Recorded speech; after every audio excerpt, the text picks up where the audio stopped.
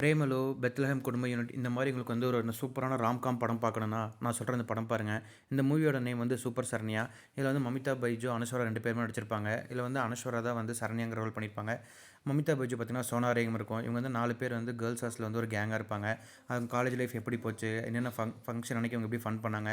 Onam festival இந்த மாரி எல்லா விதமான வந்து ஒரு ஜாலியா விஷுவல் ட்ரீட் இருக்கும். கொச்சின் ட்ரிப்பெல்லாம் போயிட்டுருப்பாங்க. கோயம்புத்தூர் இந்த மாரி எல்லா பக்கமும் போவாங்க. ஸோ இந்த படத்தில பார்த்தீங்கன்னா, ட்ராவலிங்க்கு பஞ்சம் இருக்காது. அதே மாரி கேரளாவே நல்லா எக்ஸ்ப்ளோர் பண்ணியிருப்பாங்க. ஃப்ரெண்ட்ஷிப் பாண்டு, அப்புறம் மியூசிக்கு, லவ் இந்த மாரி இருக்கும். ஒரு கட்டத்தில வந்து அனுஷ்வராக்கு வந்து ஒரு லவ் லைஃப் வரும். இத வந்து மமிதா எப்படி அத ஹேண்ட் ஓவர் பண்ணாங்க. அனுஷ்வரா வந்து படிப்பில வந்து டாப்பா இருப்பாங்க. மத்த எல்லா விஷயத்துலயும் சரியான காமெடியா இருப்பாங்க. ஆனா மமிதா பைஜ் வந்து எல்லா இதுலயுமே வந்து ஒரு ப்ராப்பரான ஆட்டிட்யூடான ஒரு நல்ல ஒரு கேர்ளா இருப்பாங்க. ஸோ இவங்க 2 பேர் சேர்ந்து இதுக்கப்புறம் என்ன நடந்துச்சு அப்படிங்கிறதா கதை. அந்த பார்த்தீங்கன்னா, ஹீரோவா ஒருத்தர் வருவாரு. அவருமே வந்து ரோமாஞ்சம் படத்தில நடிச்ச ஒரு ஹீரோ தான். டைரக்டர் வந்து பார்த்தீங்கன்னா, பிரேமலு டைரக்டர் தான். ஸோ காமெடியா இருக்கும். அதே மாரி அர்ஜுன் ரெட்டி இது வந்து பயங்கரமா ஒருத்தர் வருவாரு. அஜித் மேனன் வருவாரு. அவர் பயங்கரமா கலாய்ச்சு வச்சிருப்பாரு. இந்த மாரி மூவி பாருங்க. இந்த மாரி நெறைய மூவிஸ்க்கு நான் மறக்காம ஃபாலோ பண்ணிக்கங்க.